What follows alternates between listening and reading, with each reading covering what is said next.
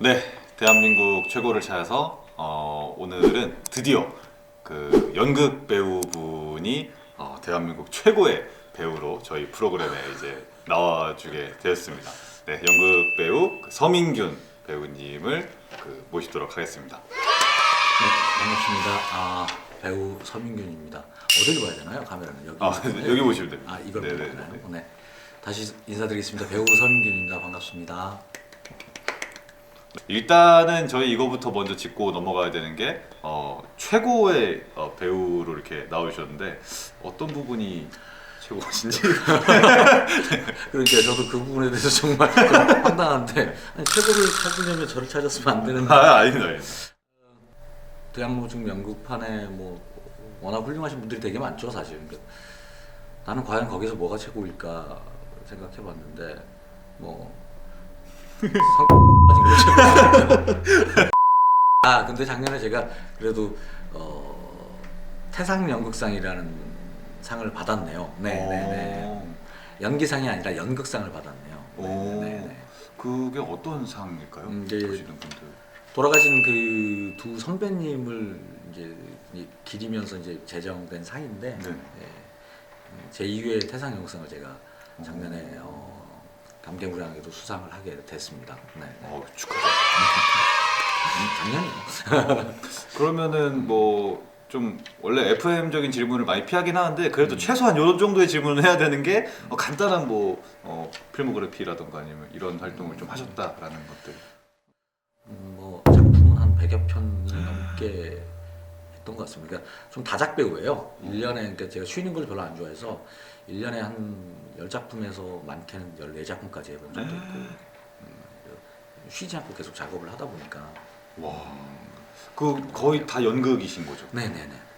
와, 이거는 이제 제가 문외한이기 때문에 질문을 드릴 수 있는 건데 이게 연극이라는 게 저도 이제 말을 많이 하다 보면은 이 연극이 아니지만 감정 소모나 이런 게 엄청 심하거든요. 근데 이게 극이라는 건 그 역할을 해야 되는 건데 다작을 한다는 거는 하루에도 막 내 역할이 바뀔 수도 있다라는 거. 예. 그러니까 이제 뭐 작년 같은 경우도 이제 코로나 때문에 하반기에 일정이 다 몰려가지고 한 4작품을 동시에 연습을 해요.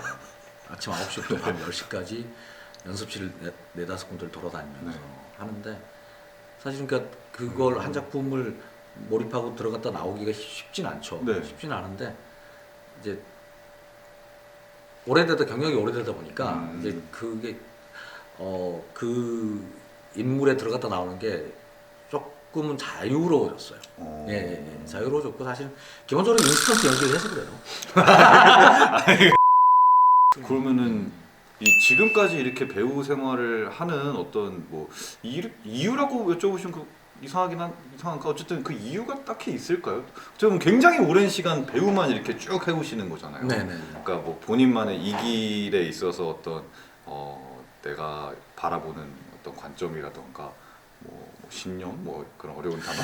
사실은 그러니까 예전에는 나름 거대하고 뭐 당찬 나만의 포부나 이 배우의 길을 무대 연기자를 해야겠다는 게 있었는데 사실 지금 다시 돌이켜 생각해 보니까 그거보다는 사실은 제가 이 길을 계속 해온 이유는 제가 좋아서 하는 거더라고요. 제가 좋아서. 그러니까 누가 시켜서 하는 게 아니기 때문에 그렇죠. 제가 좋아서 하는 거고 사실은 무대라는 게 굉장한 마력이 있어요. 네. 그러니까 가끔씩 이렇게 방송도 하시고 하시잖아요. 네. 사회도 보시고 하시지만 남들 앞에서 보여지는 나 그리고 또 무대라는 공간에서 공연이 끝났을 때 그 커튼 볼 때 박수 소리가 그게 정말 마약보다 더 중독성이 있는 것 같아요. 예.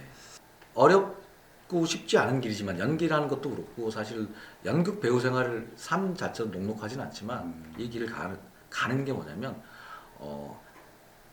어떻게 보면 다른 장르에 비해서 가장 인간적이라고 할까요? 인간적이다. 네, 가장 가족적이고 인간적이다.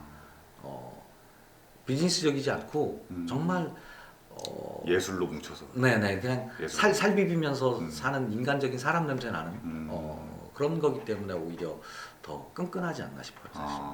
그러니까 우리가 가족을 버릴 수 없듯이. 그 전 질문과 좀 이어서 궁금한 게 그럼 왜 언제 어느 계기로 나는 이 길을 걸어야겠다라고 생각을 하셨었나요? 아마 되게 많이 들어봤을 질문일 것 같아요. 예. 이 질문 역시도 되게 식상한 질문이긴 한데 그래서 사실은 솔직히 말씀드리자면 저는 초등학교 때부터 꿈이 시인이 되는 게 꿈이었어요. 글을 쓰는 걸 좋아했고 책 읽는 걸 많이 좋아해서 그랬는데 우리 큰형님이 이제 그때 또 연극을 하고 계셨어요.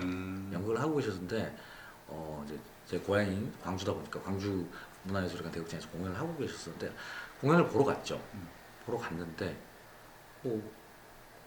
10년 넘게 했다고 그래서 그거 보러 갔는데 되게 건방진 내가 생각을 해도 저거보다 맞아요. 이거야. 내가 더 잘하겠는데 형보다 뭐야? 그래서 시작했어요 진짜로. 예, 진짜로. 왜 실제로 잘한다고 생각하시나요? 아니 그래서 이제 그때는 내가 형보다 훨씬 잘하겠는데로 시작했는데 지금 형보다 못하고 있어서 지금 계속 하고 있는 것 같아요. 그러니까 아까도 서두에도 질문했지만 왜 이 길을 계속 가고 있느냐라고 물어보셨잖아요. 그게 사실은 제 만족인 것 같아요. 근데 제가 연기하면서 몇 번은 잠깐의 만족은 느꼈는데 완벽한 만족을 느껴본 적이 없어요 사실. 그래서 그 만족이 느껴지고 어느 작품에서 어느 배역에서 나는 모든 걸 하얗게 불태웠다라고 생각이 들 때 배우 생활을 그만둘 수도 있습니다. 근데 그만두지 못하는 건 그리고 못 들 거예요 사실. 그렇게 완벽하게 연기를 할 자신이 없고 못할 것 같아요. 계속 이 자기 비하. 그러니까 다른 사람은 뭐 5년만 해도 연기를 이렇게 잘할 수 있는데 저는 뭐 50년을 해도 5년 한 친구들도 연기가 안 될 것 같기 때문에 꾸준히라도 해야죠. 진짜 이 극장만의 매력이 또 있는 거잖아요. 네, 근데 그렇죠. 그 매력을 이렇게 잘 이제 요즘 젊은 사람들이 이제 진입을 할 때 영화나 이제 드라마 이쪽으로 좀 많이 보고 오니까 그분들한테 뭔가 해주고 싶은 연극의 뭐 장점이나 아니면은 뭐 그래도 선배로서 뭐 조언이라던가 그런 게 좀 있을까요? 근데 사실은 지금 우리 어린 친구들이 연극판을 들어와서 연기를 열심히 하고 그리고 기본적으로 연기를 다 잘해요 친구들이. 하고 이제 이걸 발판으로 삼아서 영화 쪽이나 뭐 드라마 쪽이나 유명해지고 싶다는 거 그게 결코 잘못되거나 나쁜 건 아니에요 사실. 좀 굉장히 안타까운 거죠 사실. 연극이 가지고 있는 이 순수 문학이 가지고 있는 이 독창적인 예술성이 있는데 사실 근데 이걸 말하기가 뭐한 게 이거는 사실은 느끼지 않으면 힘들어요. 먹지 않으면 그 맛을 아무리 설명을 해줘도 모르는 것처럼. 근데 이거는 기본적으로 무대 예술은 그리고 무대에서 연기한다는 거는 최소 사실은 10년 이상은 해봐야 돼요. 그래야지 조금은 그 맛을 알아요. 그러니까 그 정도는 그러니까 사골 우리듯이 그 정도는 우려봐야지 그때부터 맛이 나옵니다.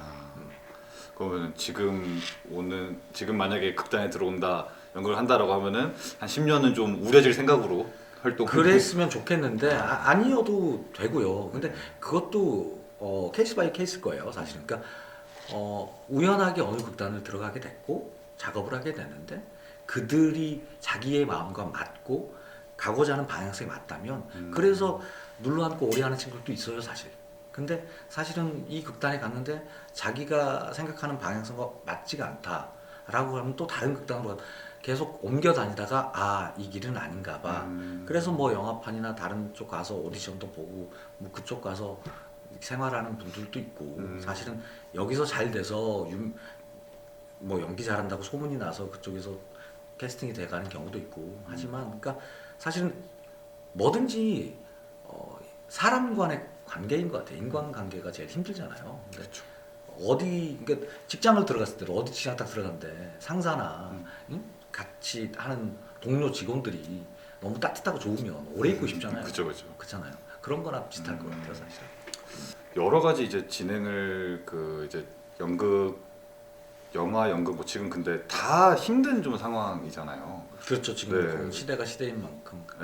어떻게 보면 또 이제 직격탄을 맞은 업계이기도 하고 요새 어떻게 활동을 하고 계신가요?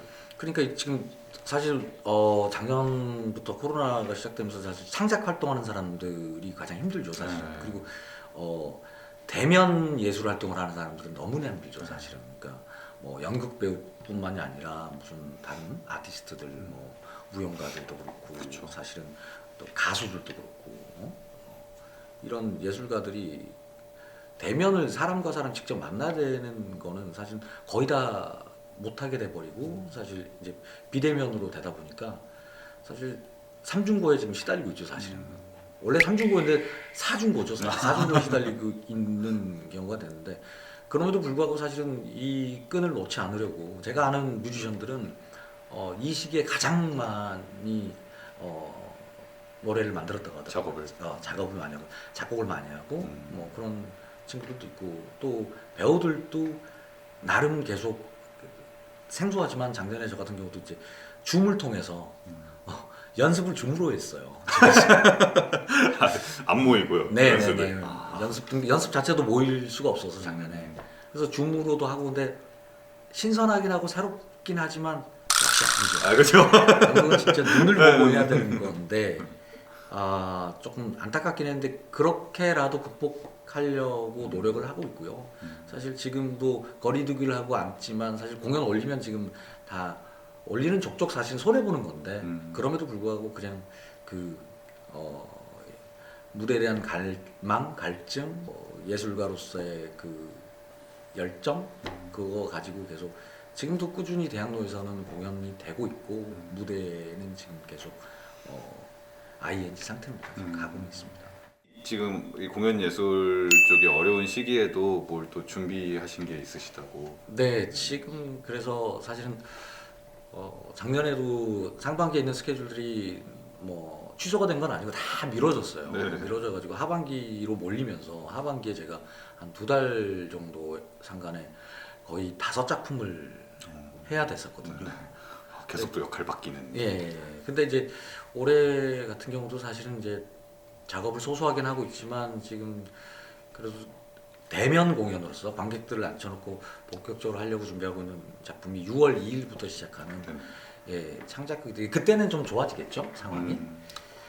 좀 그러길 바라야죠. 이유는 있다라고 창작극입니다. 창작극이고 6월 2일부터 6월 13일까지 2주 정도 공연하는데 좀 그때는 좀 많이 보러 와주실 거고. 네네 알겠습니다. 많이 좀 보러 와주셨으면 좋겠습니다. 그때로 한번 입문을 저는 한번 해보도록 하겠습니다. 예.